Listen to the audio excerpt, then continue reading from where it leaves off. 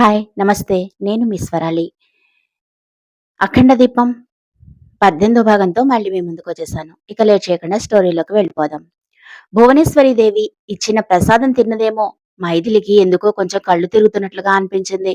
కానీ అదంతా పట్టించుకోకుండా రూమ్‌లోకి వెళ్లి తను రోజూ వేసుకునే చాప కోసం వెతికింది. కానీ అది తను రోజూ పెట్టే ప్లేస్‌లో లేదు. సంతోష్ పడుకునే బెడ్‌కి అవతల పక్క ఆ చాప పెట్టి ఉంది. అసలే అనీజీగా అనిపించడంతో వెళ్లి చాప తీసుకోవాలని ప్రయత్నం చేసింది మైథిలి.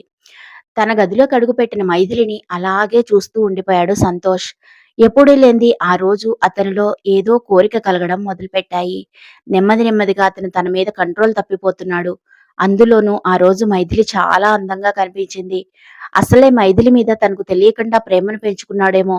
ఈరోజు భువనేశ్వరీదేవి కల్పించిన పౌడర్ ప్రభావం వల్ల అతని శరీరం అదుపు తప్పిపోతోంది. ఏదో కావాలని కోరుకుంటోంది. అమూల్యమైనదేదో మైథిలి దగ్గరే ఉంది. అది వెళ్ళి అందుకో అని అతని మనసు అతనిని పోరు పెడుతోంది. మైథిలి మాత్రం అతనిని గమనించే పరిస్థితుల్లో లేదు. శరీరం ఎందుకో తేలికైపోతున్నట్లుగా అనిపిస్తోంది ఆమెకు కూడా. ఒంట్లో ఎలాంటి శక్తి లేదు. ఎంత తొందరగా వీలైతే అంత తొందరగా పడుకోవాలి అన్న ఉద్దేశంతో వెళ్లి చాప తీసుకోవడానికి కిందకి వంగింది. అలా వంగే క్రమంలో అనుకోకుండా ఆమె పవిట జారిపోయింది. తల గిర్రున తిరుగుతున్నట్లుగా అనిపించింది.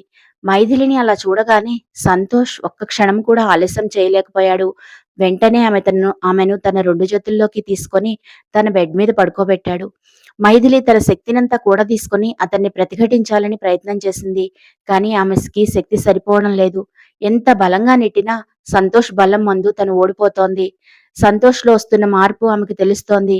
అతని బారి నుంచి తనను తను కాపాడుకోవడం ఎలాగో మాత్రం ఆమెకు తెలియడం లేదు. ఒళ్లంతా చెమటలు పట్టిపోతున్నాయి. బలవంతంగా నోరు తెరుచుకొని మాట్లాడడం మొదలుపెట్టింది. సార్ ప్లీజ్ నన్ను వదిలేయండి అంటూ బతిమలాడుకుంది మైథిలి. మైథిలి ఈరోజు ఎంత అందంగా ఉన్నావో తెలుసా అని అన్నాడు సంతోష్. సంతోష్ నోటి నుంచి ఆ మాటలు వింటూ ఉంటే మైథిలికి ఇంకాస్త టెన్షన్ పెరిగిపోయింది. సార్ మీరు రోజులా లేరు. ప్లీజ్ నన్ను వదిలిపెట్టండి. నాకు కళ్ళు తిరుగుతున్నాయి. నేను ఇక్కడి నుంచి లేవలేకపోతున్నాను. ప్లీజ్ సార్ నన్ను వెళ్ళనివ్వండి అని అన్నది మైథిలి. సార్ కాదు మైథిలి, కాల్ మీ సంతోష్. ఆఫీస్‌కి వచ్చినప్పుడు పిలిచావే తియ్యగా, అలా మరోసారి పిలవ్వా అని అంటూ ఆమె మెడవంపుల్లో తన పెదాలను రాస్తున్నాడు సంతోష్. అలా పిలిస్తే వదిలేస్తారా సార్ అని అమాయకంగా అడిగింది మైథిలి. కాల్ మీ సంతోష్ మైథిలి అని తమకంగా అన్నాడు Santosh. Santosh please leave me అని అన్నది మైథిలి. రిపీట్ ప్లీజ్ అని అన్నాడు సంతోష్. కానీ సంతోష్ ఆమె శరీరంపై తన పెదాలతో రాయడం మాత్రం ఆపలేదు. నెమ్మది నెమ్మదిగా ఆమె శరీరం కూడా అతనికి సహకరించడం మొదలుపెట్టింది. ఏదో పరవశంలోకి వెళ్ళిపోతోంది. అతనిని నెట్టేయాలన్నా కూడా నెట్టివేయలేకపోతోంది. తనంతట తానుగా అతనికి సరెండర్ అవ్వడం ఆమెకు తెలుస్తూనే ఉంది. కానీ తప్పించుకోలేని పరిస్థితుల్లోకి వెళ్ళిపోయింది. సంతోష్ ప్లీజ్ అని గొంతు పెగిల్చుకొని మరీ అరిచింది. ఈసారి సంతోష్ ఆమె పెదవుల్ని తన పెదవులతో బంధించేశాడు. కొద్దిసేపు మైథిలి గిలగిలా కొట్టుకుంది. అతనిని దూరం జరపాలి అని ప్రయత్నం చేసింది. ఆమె మెదడు కాన్షియస్ లోనే ఉంది కానీ ఆమె శరీరం మాత్రం అదుపు తప్పుతోంది.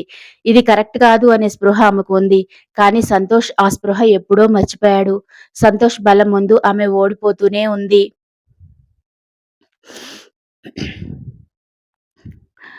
ఒకటొకటిగా వాళ్ళ శరీరం మీద నుంచి బట్టలు ఎప్పుడో వేరయ్యాయి. ఆమె శరీరంపై అతని పంటిగాట్లు మధుర గుర్తులుగా మిగిలిపోయాయి. మైథిలి ఎంత ప్రతిఘటించినా సంతోష్ వినిపించుకునే పరిస్థితుల్లో లేడు. నెమ్మది నెమ్మదిగా ఆమెని తనలో కలిపేసుకున్నాడు సంతోష్. మైథిలి కంటి చివరల నుంచి కన్నీళ్లు కారిపోతూనే ఉన్నాయి.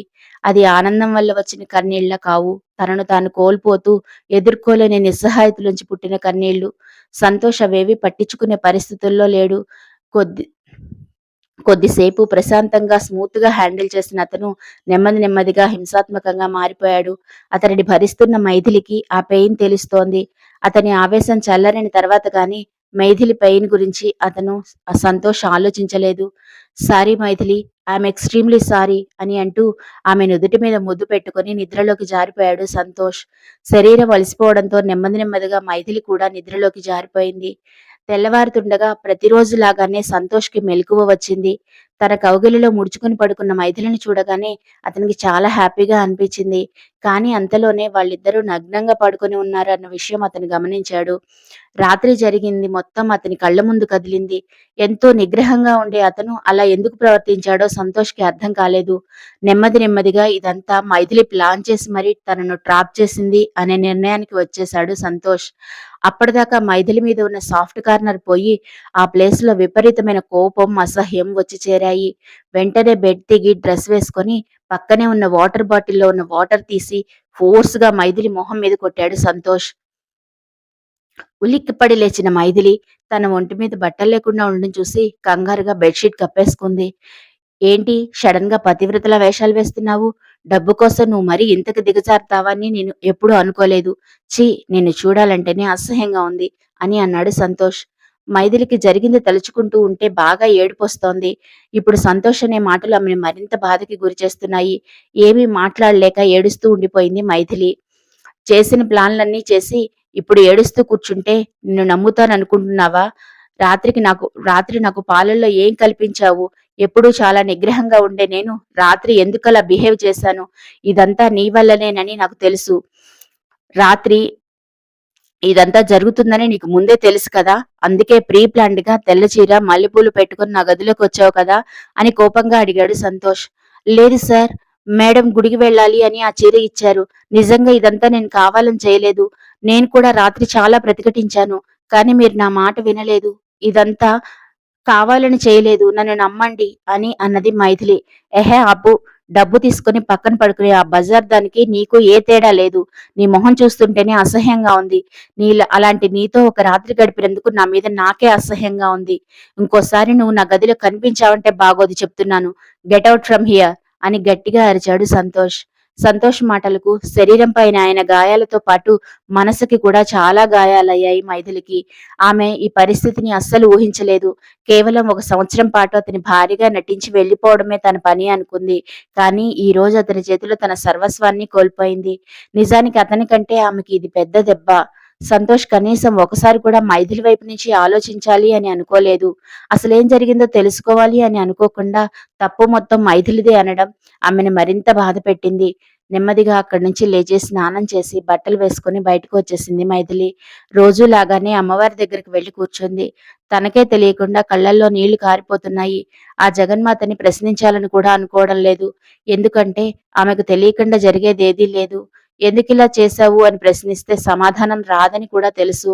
దీపారాధన చేసి పువ్వులతో అమ్మవారికి అలంకరణ చేసి మనస్ఫూర్తిగా దండం పెట్టుకుంటున్నప్పుడు అమ్మవారి విగ్రహం మీద నుంచి ఒక పువ్వు రాలి మైథిలి చేతిలో పడింది. ఇది నీ అనుగ్రహం అనుకుంటాను తల్లి. ఇక మీదట నా జీవితంలో ఏం జరిగినా నీదే భారం అని దండం పెట్టుకుని బయటకు వచ్చింది మైథిలి. సరయుకి కాఫీ తీసుకుని పైకి వెళ్ళింది. సరయు మైథిలిని కింద నుంచి పైదాకా పరీక్షగా చూసింది. ఏంటి బాగా నలిగిపోయినట్లున్నావు? మా బావ బాగా సుఖపెట్టినట్టున్నాడు. అలసటగా ఉందా? అని వెటకారంగా అడిగింది సరయు. అప్పుడు కాని మైథిలికి ఇదంతా వాళ్ల ప్లాన్ అని అర్థం కాలేదు. కాని ప్రస్తుతం తనున్న పరిస్థితుల్లో వాళ్ళని ఎదిరించి ఏమీ చేయలేదు. అప్పటిదాకా సంతోష్ పైనున్న కోపం పోయి ఆ ప్లేస్‌లో అతని మీద విపరీతమైన జాలి కలిగింది. ఇన్ని కుట్రలు కుతంత్రాల మధ్య నేను కేవలం ఒక సంవత్సరం మాత్రమే ఉండడానికి వచ్చాను.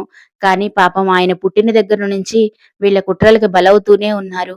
ఎప్పుడు నిజం తెలుసుకుంటారో అని తన మనసులో అనుకుంది మైథిలి. ఏంటి నా గురించి మా బావతో చెప్దామనుకుంటున్నావా? నువ్వు చెప్తే నమ్ముతాడనుకుంటున్నావా? నమ్మడు. ఇప్పుడు అస్సలు నమ్మడు. ఎందుకంటే బావ దృష్టిలో నువ్విప్పుడు ఒక బజారు దానివి. సో, ఇక్కడ ఉన్నన్ని రోజులు తోక జాడించకుండా నా కాళ్ళ కింద చెప్పులా పడి ఉండు. నీ స్థానం అదే. అర్థమైందా? అని వార్నింగ్ ఇచ్చింది సరయు.